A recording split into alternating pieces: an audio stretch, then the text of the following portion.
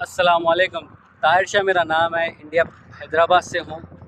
बेगम पाकिस्तान की लाहौर से है। और तो आप लोगों को पता होगा, अब तो माशाल्लाह बेबी भी आ गया है। तो सोच रहा हूँ पाकिस्तान जाने के लिए। दुआ करो इंशाल्लाह कामयाब हो जाऊँ, वीज़ा जल्द से जल्द लगे और मैं जल्द से जल्द अपने बच्चे से, अपनी बेगम से मिल पाऊँ। मैं आपको और एक बात शेयर करना चाह रहा हूँ जो मेरे साथ हुआ है। 8,500 रियाल मेरा लॉस हुआ है। मेरी गलती थी कुछ, और कुछ एयरलाइंस वालों की गलती थी। फ्लाइनास और फ्लाई जिन्ना, ये दो एयरलाइंस मेरा साथ नहीं दिया और ऊपर से धोखा दी थी। ये हुआ क्या था, जब वीज़ा, फैमिली वीज़ा ख़त्म हो गया था सऊदीया में, हज का टाइम था, वापस भेजना था बेगम को। जब वापस भेजना था बेगम को तो मेरी फ़्लाइट थी 3:20 पर, और मैं अपनी जगह से निकला था बेगम को छोड़ने के लिए 11 बजे। तो बस जाते वक्त मेरा थोड़ा सा लेट हो गया। अभी बाकी था 1 घंटा 1.5 घंटा बाकी था। तो फ्लाइनास जो एयरलाइंस थी, वो एयरलाइंस मुझे अलाउ नहीं करे जाने से, बोर्डिंग बंद कर दिए। मैंने उन लोगों को कहा है, मैडम अभी तो और टाइम बाकी है, अभी 1.5 घंटा बाकी है। वो भी लोकल में, कोई इंटरनेशनल फ़्लाइट नहीं थी, चलो टाइम लगेगा। लोकल फ़्लाइट थी अबहा से रियाद। पर वो लोग, नहीं सर ये तो बोर्डिंग बंद हो गई है, आप मुश्किल। मैंने कहा है, नहीं मैडम सामान मत लेके जाए, लड़की को तो लेके जाए, सुबह हो गया है, हम इतनी दूर से आए। माने नहीं। फिर मैंने अड़ाउड़ी में एक टिकट करवा दी थी रियाद से कनेक्टिंग, कि चलो रियाद में मिल जाए फ़्लाइट अपनी। तो ये हुआ, वहाँ भी मेरी गलती हो गई। फिर गलती ये हो गई, मैंने रियाद की है टिकट, पर गलती हड़ाहुड़ी जो टेंशन बंदे को हो जाती है, उसमें अगले महीने की बुकिंग हो गई थी। फिर मैंने क्या किया, अब क्या करेंगे, तो 2 टिकटें हो गए। फिर मैंने तो चलो जो अगले महीने की वो तो रिफ़ंड हो जाएगा, वो भी लेकिन कट के आएंगे। 75% तो वो लोग खा जाते हैं, खाली 30-40-60% कुछ देते हैं वो। मैंने क्या किया, वापस अपनी जगह आ गया हूँ पिशा। वापस आने के बाद मुझे समझ नहीं आ रहा, क्योंकि वीज़ा ख़त्म था, टाइम ख़त्म हो गया था। जो ग्रेस पीरियड था 3 दिन का, वही चल रहे थे, पर वो भी कंफर्म नहीं था। फिर मैंने क्या किया है, जिद्दा से टिकट करवाया। जिद्दा से टिकट करवाने के बाद हम लोग यहाँ से जिद्दा निकल गए, क्योंकि यहाँ कनेक्टिंग मेरा ये था कि भाई बेगम को अकेले कैसा छोड़ूँ मैं। अगर सपोज़ कोई प्रॉब्लम आ जाए, ना छोड़े वो लोग, तो फिर भी मुझे जाना ही पड़ेगा जिद्दा लाने के लिए। तो मैंने उनको क्या किया, बुकिंग कर देखो, जिद्दा से ही बुकिंग कर दिया था फ़्लाइट की, और उनको यहाँ से पिशा से जिद्दा लेके गया था छोड़ने के लिए। हुआ ये था, फ्लाई जिन्ना वाले जो स्टाफ है ना, 1 नंबर का है। तो वो लोग क्या किए, बेगम को छोड़े, मुझे नहीं छोड़े अंदर। तो मैंने क्या किया, नहीं बेगम को छोड़ो अंदर, मुझे छोड़ो अंदर, बेगम के साथ सामान है, मुझे हेल्प करना है, थोड़ा वो पेशेंट है। मैंने उनको ऐसा कहा, उनके हेल्प करने के लिए, कि वो थोड़ा पेशेंट है। तो वो मान नहीं रहा था। तो मेरे पास डॉक्टर के सर्टिफिकेट्स थे, रिपोर्ट्स थे डॉक्टर के, तो मैंने ऐसे बताया है। वो रिपोर्ट में एक पेपर ऐसा था जो बताने की ज़रूरत नहीं थी मुझे, पर मुझे पता ही नहीं चला वो पेपर का, क्योंकि अरबी में लिखा हुआ था। उसमें लिखा हुआ था कि ये ट्रैवल नहीं कर सकती है। तो वो डॉक्टर ने लिख के दिया था, वो इसलिए लिख के दिया था डॉक्टर ने, वीज़ा ख़त्म हो रहा था, उनकी कंडीशन ऐसी थी, वो ट्रैवलिंग नहीं कर सकते थे। तो मैंने डॉक्टर को बोला, सर मैडम आप रिपोर्ट बना दें, मैं वीज़ा ऑफिस जाकर उन्हें बताऊं कि ऐसी कंडीशन है, मेरा वीज़ा बढ़ा है, अगर बढ़ गया तो ठीक है, नहीं तो नहीं। तो वो रिपोर्ट में, जितने भी मेरे पास रिपोर्ट्स थे, वो रिपोर्ट्स में वो भी रिपोर्ट आ गई थी। मुझे आइडिया नहीं था उतना। तो मैंने क्या है, एयरपोर्ट पर अंदर जाने के लिए, एंट्री करने के लिए, वो ऑफिसर उनको बताया है कि सर मुझे ऐसा छोड़े, उनका कंडीशन सही नहीं है, मैं लेके जाके वो करूँगा। चलो जी, उधर ही हो गया है मेरा लॉस। वो लोग बोलते हैं, नहीं जी ये तो मुश्किल है, नहीं छोड़ सकते हम। मैं भी बोला उनको, सर ऐसी बात नहीं है, ये तो रिपोर्ट तकरीबन 15-20 दिन पुरानी है, अभी अल्हम्दुलिल्लाह सब सही है, अभी हम लोग सब चेक करवा के आए। वो नहीं मान रहा, नहीं। तो फिर जो फ्लाई जिन्ना के स्टाफ थे, उनको मैंने रिक्वेस्ट किया है, सर मेरे तीसरा टिकट है ये, आप लोग ऐसा भी ना करो, हम लोग बहुत दूर से आए ट्रैवलिंग करके। नहीं जी ऐसा है, वो है, आप डॉक्टर से फिर लिखा के लाए रिपोर्ट, आप डॉक्टर से लिखा के लेके आए report, she is fine allowed to travel, वो लिख के लाए।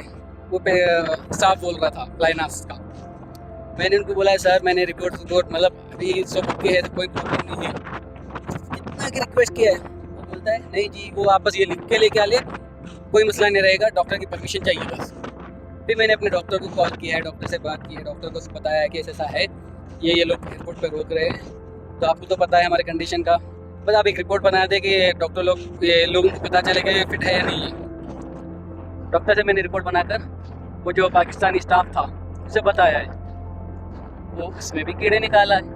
बोलता है आप लोग तो जिद्दा में हो, पिशा से आप लोग इतनी जल्दी कैसा सर्टिफिकेट रिपोर्ट बना दिए। मैं बोला सर डॉक्टर को पता है सब पहले से कंडीशन क्या है, अभी 2-4 दिन पहले ही हम लोग जाके आए हॉस्पिटल, तो डॉक्टर को सिर्फ यही पता है ना, तो गारंटी ले रहे हैं और कोई मसला की बात नहीं। आपने ही कहा था, आपने ही कहा था कि रिपोर्ट बना के लाए, बस डॉक्टर ये इजाज़त दे दें, तो डॉक्टर तो इजाज़त दे रही है, नहीं जी आप तो यहाँ है, रिपोर्ट पे डेट ये है और आप इतनी देर में जाकर भी कैसे आ गए बाकी पिशा से, ये तो 4-5 घंटे का रास्ता है, तो ये तो 10 मिनट हो रहा है आप निकाल कर। ये मेरे को इतना गुस्सा आया, सही बोलो इतना दिल होता था, क्योंकि अगर जब इतनी परेशानी थी या इतना ही कोई था तो ये पहले बता देता स्टाफ, क्या नहीं जी आप ऐसा नहीं कर सकते, आप यहाँ से रिपोर्ट बनाए, आप वहाँ से रिपोर्ट बनाओगे तो आप कैसा बना सकोगे, ऐसा कुछ तो आइडिया देना। एकदम रहम या दिमाग बद दिमाग वाले लोग रहते ना, वो है बंदे को जलील परेशान कर देते, ये वो लोग हैं। अल्लाह ताला रहम करे इन लोगों पर। मैं तो बोल रहा पूछे अल्लाह ताला लोगों को रहम कहाँ गया तुम लोगों में। फिर उसके बाद जी मेरी तीसरी टिकट भी ख़राब हो गई है, मेरे जितने भी रिपोर्ट्स थे उसके फ़ोटोज़ ले रहे थे, मेरे जितने भी रिपोर्ट्स थे उन लोगों की फ़ोटो ले रहे थे, तो कोई मसला नहीं है, कोई गलत नहीं है जो डरूँ मैं।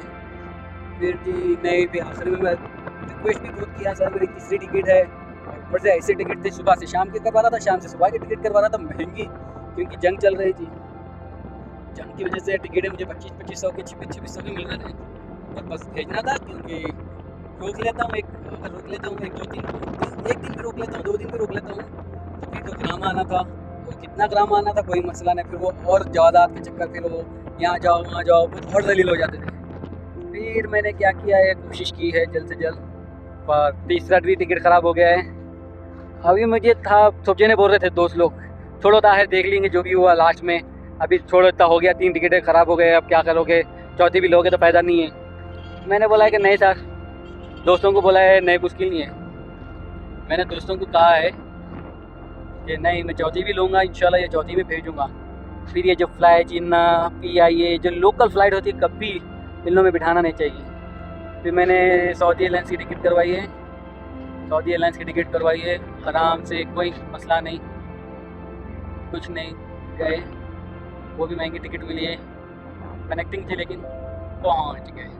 तो 4 टिकटों में मुझे 8,500 रियाल का लॉस हुआ है, सिर्फ एक छोटी गलती से कि लेट पहुंचा हूँ। तो सबको यही कहना चाह रहा हूँ, इन चीज़ों में लाइट मत लिया करो। एयरपोर्ट पे बंदा 2-4 घंटे पहले ही जाके बैठ जाए तो बंदे के लिए सही रहेगा। तो मेरे साथ ये हादसा हो गया था, मैंने ये बात अभी किसी को बताई नहीं थी, पर आज दिल का रहा, सोचा बता दूँ, आप लोगों को बता दिया, क्योंकि आप लोगों के साथ भी ये सब ना हो कल। अब ये तो एक मसला ये हो गया, देखिए मैं एक बार बोला इसमें मसले रहते हैं, और एक मसला है ये होने के बाद, अब देखो किस्मत कैसा साथ नहीं देती है। अब ये होने के बाद दूसरा मसला ये है, इंडोपा का ईजी नहीं है, बहुत सारी परेशानी आती है, लेकिन निकल जाएंगे परेशानी से, कोई मसला नहीं है। मोहब्बत कर रहे हो इंडिया पाकिस्तान में तो यार इतने तो मुश्किलात फेस कर लेना पड़ेगा। फिर क्या हुआ, और एक मुश्किल ये थी कि जब बेगम को वापस सऊदीया बुलाना था वीज़े पे, तो मुझे पता था हज के बाद वीज़े निकलेंगे, पर फ़ौरन मैंने अप्लाई नहीं किया। मुझे पता था जब तक कोई न्यूज़ ना आ जाए सऊदीया से कि कितने महीने का लग रहा है तब तक अप्लाई नहीं करना है। पर जब हज के बाद एक 15-10 दिन के बाद वीज़े इशू हो गए थे 1 जून से, तो फिर मुझे कंफर्म हो गया कि 3 महीने का लग रहा है। फिर मैंने क्या किया, जल्द से जल्द कंपनी को मैसेज किया है, उनको कहा है कि सर जल्द से जल्द मेरा वीज़ा अप्रूवल करें, गुरफाती जारिया कराए, जल्द से जल्द वेरीफाई कराए मेरा वीज़ा, मुझे बुलाना है अपने बेगम को, 8-10 दिन के अंदर ही बुलाना है बेगम को। वो चलो जी मसला ये हुआ, वो बना के दे दिए, वेरीफाई करके दे दिए। ये उसके बाद हुआ ये, मेरा एड्रेस बिशा का है, मैंने मेरे कंपनी जिद्दा की है, तो उधर से ये हो गया कि चैम्बर जो वेरीफाई होता है जिद्दा से हुआ है, मैं रहता हूँ बिशा में, नेशनल एड्रेस मेरा बिशा है, तो वीज़ा रिजेक्ट हो गया है। 5-6 दिन के बाद मेरा वीज़ा रिजेक्ट हो गया है। कहते हैं कि चलो आप चैम्बर वहाँ से कराओ जहाँ से आपका वीज़ा है। फिर मैंने क्या है कंपनी को बताया, कंपनी को कि ऐसा है, तो कंपनी बोले कि चैम्बर तो चेंज नहीं होता है पर आपका नेशनल एड्रेस चेंज कर लो। फिर मैंने नेशनल एड्रेस चेंज करके फिर उसके बाद फिर से वीज़ा अप्लाई किया है। वीज़ा अप्लाई होने के बाद फिर से मुझे 1 हफ़्ता लग गया है अप्रूवल होने के लिए। जब अप्रूवल हुआ है उसी टाइम में ताशीर ऑफिस से अपॉइंटमेंट लेने के लिए रेडी था, और ताशीर ऑफिस फुल थे अपॉइंटमेंट। अब टाइम नहीं है मेरे पास, बेगम को जल्द से जल्द बुलाना है, बेबी मुझे चाहिए था सऊदीया में, इंडिया में नहीं। फिर मैंने कोशिश की है, हो नहीं रहा था। 5 दिन बाद की 4 दिन बाद की मिल रही थी बुकिंग, अपॉइंटमेंट 4-5 दिन बाद की मिल रही थी। फिर मैंने क्या किया है, लॉन्च की करवा कर 4-5 दिन पहले की लॉन्च की करवा कर अगले दिन भेज दिया था ताशीर ऑफिस। वहाँ ताशीर ऑफिस में जाकर काम हो रहा था। वो लोग देखे ये तो 3 दिन बाद है जी आपका। अरे नहीं, हमें नहीं पता था 3 दिन बाद है, तो नहीं जी आपका काम नहीं हो सकता, आपका काम लॉन्च में होगा। फिर लॉन्च में हम लोग चले गए, मुझे पता था लॉन्च में ही होगा, थोड़ा पैसे ज़्यादा लगेंगे लेकिन हो जाएगा। फिर लॉन्च से जी हम लोग जितना जल्दी हो सके उतना जल्दी से काम करवा रहे थे। मुझे ये था कि बस काम बस एक दिन भी ना लॉस हो, बस बेगम जल्द से जल्द सऊदी आए। फिर उसके बाद ये हो गया जी, सब पंचिंग वंचिंग हो गई है। अगले दिन छुट्टी थी, सैटरडे था, फिर संडे आ गया है। फिर उसके बाद मुहर्रम स्टार्ट हो गया। मुहर्रम स्टार्ट हो गया मतलब पासपोर्ट देने के अगले दिन 2 दिन के बाद या 3 दिन के बाद मेरा पासपोर्ट इस्लामाबाद सऊदी एम्बेसी में चले गया। अब मैं वेट कर रहा हूँ, कभी भी आ सकता है पासपोर्ट, 1 दिन में आ सकता है, 2 दिन में आ सकता है, बस टाइम नहीं है अपने पास। वेट कर रहे हैं, बस टिकट बुक करना वाला था मैं बिना पासपोर्ट हाथ में लिए कि पासपोर्ट आए या ना आए, पहले टिकट बुक कर दो। सोच रहा हूँ कभी ऐसा हो गया, बस बुकिंग करने के लिए पूरी चीज़ें बुक कर दिया हूँ, लास्ट में बस ओके करना, दिल गवारा नहीं कर रहा था। नहीं अभी नहीं, थोड़ा रुक के करेंगे, पासपोर्ट हाथ में आने के बाद पासपोर्ट करेंगे, चाहे पैसे 200-400 बढ़ के जाएंगे लेकिन हाथ में आने के बाद करेंगे। ऐसे तो लॉस हो जाएगा अगर पासपोर्ट नहीं आया, फिर हम टिकट करवाए तो फिर तो रिफंड मुश्किल है एन टाइम पर।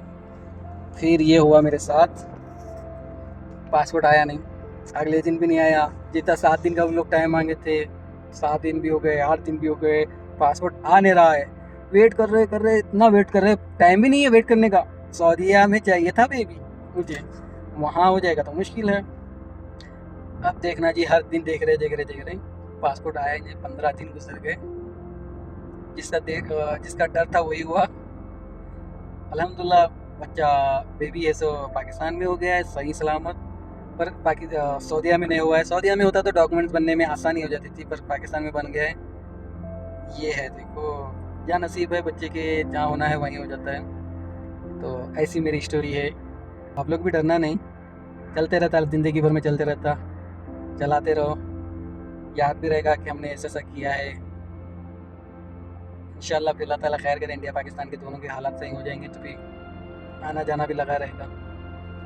और एक बात, इंशाल्लाह बच्चा और बेगम दोनों ही पाकिस्तान में हैं, बहुत जल्द सोच रहा हूँ जाने के लिए, जाऊँगा भी इंशाल्लाह। व्लॉग बना के डालूँगा कि क्या प्रोसेस है, कैसे जाना होगा, क्या डॉक्यूमेंट्स लगेंगे, कितना टाइम लगेगा, सब आपको व्लॉग में डाल के बताऊँगा। बस सपोर्ट करें, लाइक करें, सब्सक्राइब कर ले चैनल को।